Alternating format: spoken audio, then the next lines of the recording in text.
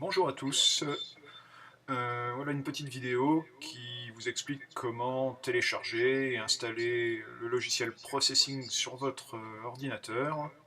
Logiciel Processing qui vous sera utile en particulier si vous suivez la spécialité ISN en terminal S, puisque c'est cet environnement qu'on utilise en cours pour apprendre à programmer en Java.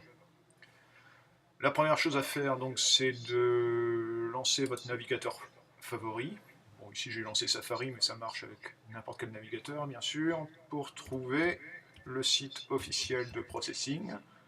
Donc vous tapez Processing dans la barre de recherche.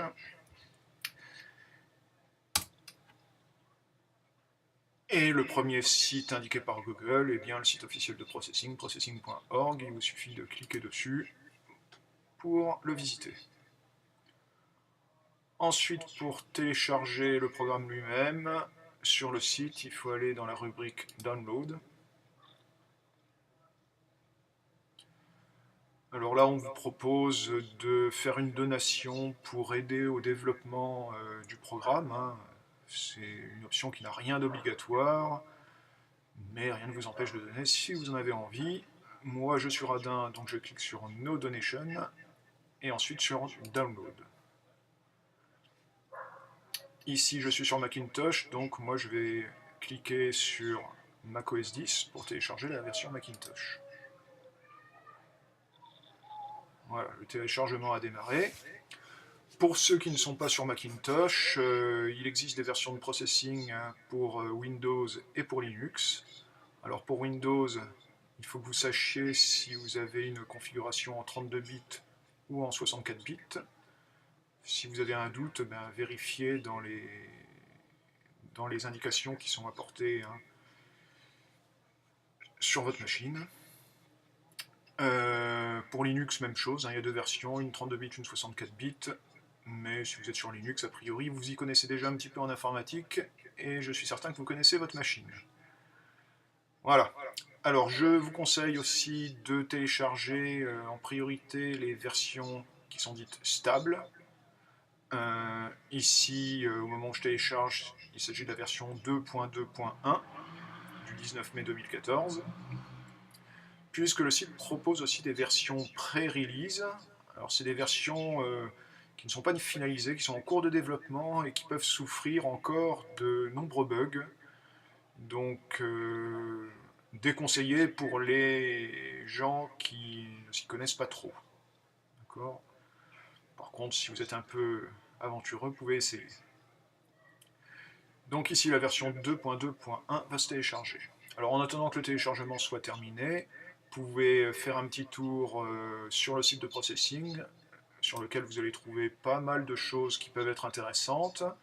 Dans la rubrique Tutorials, vous avez entre autres le Getting Started qui permet d'avoir des renseignements sur l'utilisation de l'interface de Processing, à quoi correspondent chacune des icônes, quelques premiers exemples de programmes très simples. Il peut être utile donc de lire ça si vous avez un doute sur tel ou tel aspect de l'interface de Processing. Alors je ne l'ai pas précisé, bien sûr, mais tout ça c'est en anglais.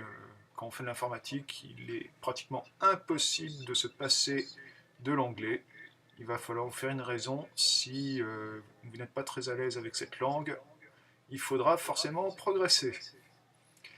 Alors il y a une autre rubrique du site qui peut être très utile aussi, c'est la rubrique exemple, où là vous avez différents paragraphes qui sont groupés par thème et qui vous donnent des exemples de programmes très simples qui permettent d'essayer de vous faire comprendre le fonctionnement de telle ou telle fonction de processing. Alors il y a une rubrique pour la manipulation des images, les transformations, les outils mathématiques, la gestion de la couleur, les formes, etc., etc. Donc je prendrai un exemple au hasard, charger et afficher une image par exemple. Voilà, c'est expliqué de façon assez simple ici par un petit programme que vous pourrez essayer éventuellement hein, pour voir ce que ça donne. Autre rubrique très importante dans le site de processing, c'est la rubrique environnement. Je dis des bêtises, c'est la rubrique référence, pardon, qui vous permet d'avoir la liste normalement exhaustive de toutes les fonctions qui sont présentes dans processing. Et si vous cliquez sur une de ces fonctions, on vous donne sa syntaxe, des exemples d'utilisation avec ce que ça donne, une description détaillée, etc. etc. C'est donc très fortement recommandé d'aller dans cette section si vous avez un doute sur la syntaxe de telle ou telle fonction. Voilà. Donc j'ai l'impression que le téléchargement est terminé. On va vérifier ça. Oui. Donc le programme est arrivé dans le dossier téléchargement sur Mac. Sous Windows, il sera peut-être nécessaire de désarchiver une archive zip. Là, ça s'est fait automatiquement, mais peu importe. Je peux donc quitter le navigateur, j'en ai plus besoin. Processing, a priori, vous pouvez le copier dans le dossier application comme d'habitude, ou vous pouvez l'exécuter à partir du dossier téléchargement, car Processing se suffit à lui-même. On peut l'exécuter d'à peu près n'importe où, même d'une clé USB. Donc c'est assez pratique. Donc là, je vais l'exécuter.